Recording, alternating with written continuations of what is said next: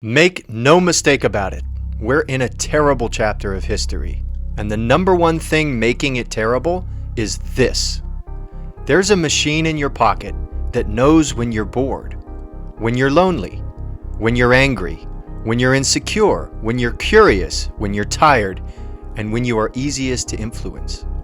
This machine is widely considered to be the most successful product in business history, but its power clearly supersedes the intelligence of the mammals who now wield it.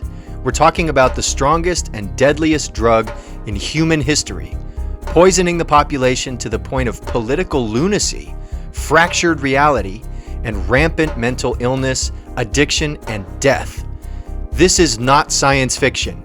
You, my friend, are in the middle of it. And sooner or later, you will have to make a choice. You can continue to allow the machine to be your master, telling you what you want, what to consume, what to think, and who to care about. Or you can become your own master in the age of technological dystopia. Rediscover who you are and who you have always been. This is not easy, but nothing could be more important. And by the end of this video, you'll not only understand why, but I predict you will finally be ready, and you'll actually know how to become free once again. Confusion point number 1. Doesn't every era have its flaws? Even if we're all wasting too much time on TikTok, aren't we better off overall than even the most recent generation before us? This is an example of a fallacy called whataboutism. It's an extremely common and popular fallacy. Basically, it means responding to an accusation by making a counter-accusation. The typing pool's on the first floor. Are you lost?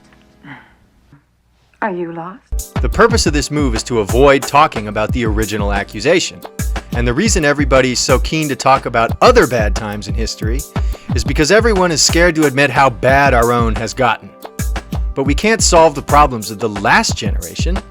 The only problems we even have a chance to solve are the problems we have now. And the only way to do that is to start by admitting that we have them. Confusion point number 2. Just because apps collect my data, customize my feed, and help me find more of what I'm interested in, does not automatically mean that I'm being brainwashed and that my thoughts and beliefs are now no longer my own. I hate to break it to you all, especially since so many of you clearly have such strong new thoughts and beliefs, but this is dead wrong. Just ask anybody who helped design and build these platforms. They're so worried about what they helped create that a coalition of them actually started a foundation to fight against technology. They've been desperately trying to tell the world for years that these platforms were designed to be addictive, to exploit your weaknesses, to hijack your mind like a superdrug and make it impossible for you to stop scrolling. And they are designed to change your mind and behavior. That's actually what social media is. You didn't think they gave you these apps all for free for your own good, did you? The whole point all along has been to make as big and as under control a user base as possible, so that anybody who wants that user base's attention can buy it. You are the product, and you are the best product ever, even better than the smartphone that got you there. You've made trillions of dollars for Meta and Google and ByteDance and Snapchat. And in the last 10 years, you've collaborated in creating the greatest tool for mind control ever made. And the results are already crazy. Confusion point number 3. I like it. This might be the most serious confusion point of them all. You don't think you're truly an addict. And you think the reason you keep using it is because you enjoy it. Maybe it's not the best use of your time, maybe there are some problems with it, but at the end of the day, it's what you choose to do when you're bored. Here is the thing that you have got to understand. If you didn't like it, it wouldn't work. It's designed for you to like it. In the same way processed junk food is designed for you to keep eating it. But just because something gives you fleeting, shallow pleasure does not mean you are not addicted to it. You are. Most people are. The modern internet was designed to be exactly that. And while all its owners really care about is how much revenue this giant digital machine spits out into their empty swimming pools, the real-world effects are already showing up everywhere else.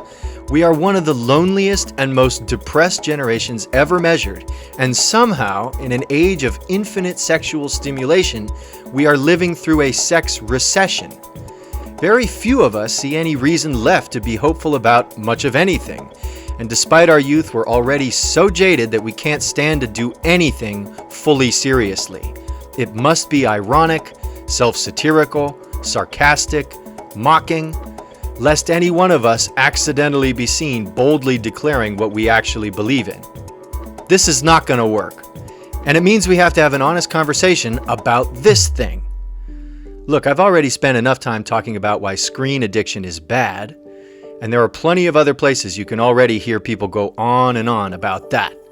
What I'd rather focus on, which I'd say gets talked about a whole lot less, is why becoming unaddicted to screens is good. Because truth be told, from where you sit right now, you actually stand to gain a lot. The world's two most successful products, the phone in your pocket and you, have malnourished you and taken from you the very things that make life meaningful. The first thing they've taken from you, which you can get back, is your imagination. Before you were constantly using a device, you used to find yourself in situations where you had nothing to do and you had to figure something out yourself. As a kid, maybe you played with toys or drew pictures.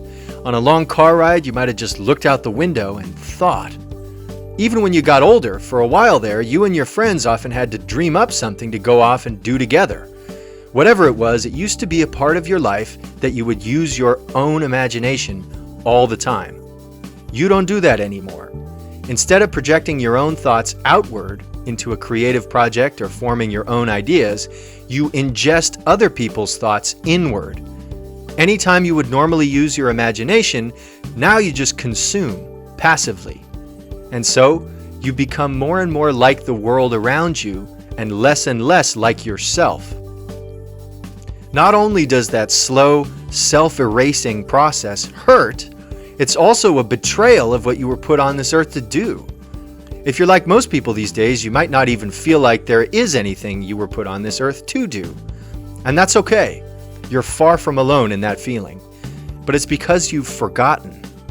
It's because of how deeply buried in the noise you've become. Put the phone down, spend some time with your old self, and soon enough, you'll remember. By the way, real quick, if you guys are digging this, I do recommend you subscribe. There's a lot more content on the way soon, and it will ensure that you do not miss it. Another thing that's been taken from you is inspiration. Today, we're so trapped inside our own social structures that we've accepted it as natural for adults to be jaded, underwhelmed, over it, just slogging through the realities of life in what we so arrogantly declare to be the real world. This is an evil idea, and it's also nonsense. The real world is astonishing. And you belong. And you are already free. You just don't know it, because you're plugged into the machine all the time. And the machine has its own agenda, and its own way of depicting the world that it wants to convince you of, so it can make money off of you. As it turns out, inspired, free, healthy people are not profitable. They defy their programming, and they annoy those who want to control society by wandering off and finding joy in places where it cannot be branded, packaged, or sold. They are malfunctioning units in the eyes of the system. But in reality, they are people who are rediscovering what being human is actually about and what it is actually like. And the way to do that is not by asking ChatGPT or copying influencers, but through your own inspiration. That immense and undeniable feeling you used to feel long ago. Something else that's been taken from you is other people. Not that long ago, there was no way to go through life without interacting face to face with others. Keep in mind that not only meant you walking up to strangers, it also meant strangers of all kinds walking up to you. But for the first time in history, we've completely abolished the need for this. You can work remotely, which apparently everybody wants to do. You can order groceries or full-on restaurant meals to be left at your front door. And you can order anything else you need or just randomly want for no reason delivered as well. Even if you have to go outside, you can use the self-checkout line, or you can order ahead and just swipe your drink off the counter without ever talking to anybody. And of course, then you can go straight home again and live vicariously through the endless supply of people on TV, doing fake shit in front of a camera crew that looks real as long as you don't pay too close attention. And you can even date, sort of, by swiping through profiles in an app on your phone. You can spend your whole life doing everything alone, and then wonder why you are lonely. We already know why the system wants you to be lonely. It's because it makes more money off of you that way. But it should be obvious to you that you don't want to be lonely. You're just stuck because of your addiction. Other people are arguably the best part about being human. They are how you get seen, accepted, loved, validated.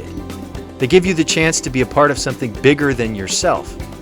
They turn your navel-gazing little self-improvement project into a larger, more powerful pursuit of shared liberation. And there are a lot of other people all across this vast planet. New ideas, surprising personalities, lovers, co-conspirators, all taken away from you, and you taken away from them. How much longer do we all want to wait to rediscover each other? The problem with technology is that it is both potentially destructive and potentially amazing. It is essentially a neutral power, calibrated and aimed at whatever target we choose to aim it at.